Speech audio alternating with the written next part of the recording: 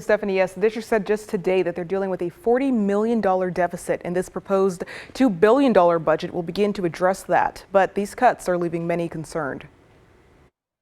I feel bad, especially for the teachers. That's a lot on them. We have a lot of kids who are ready to learn and need those resources.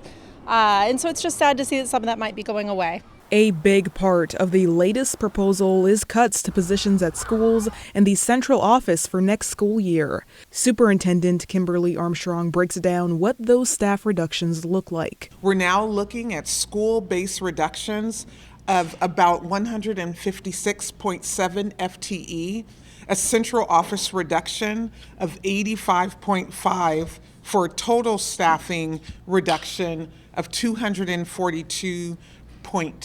She says this means they would be ending programs like their International Baccalaureate program at the elementary level, blending certain classrooms like 4th and 5th graders, and eliminating most classes with 15 or fewer students for certain grade levels. He's already in classes that have almost 30 kids. So, I mean, if I can't imagine how these teachers can do it. So our expenses to run schools continue to exceed the revenue that we receive, and the gap is only widening. PPS says their enrollment has continued to decline in recent years, impacting revenue as costs escalate. Those represented by the teachers union aren't facing layoffs, but what's called unassignments. Unassignments mean that they are unassigned from the building they currently work in or the site or program, and will have to make up the rest of their staffing week at a different site. President of the Portland Association of Teachers, Angela Bonilla, says this will impact the students and teachers negatively. So what we're going to see are educators who are running from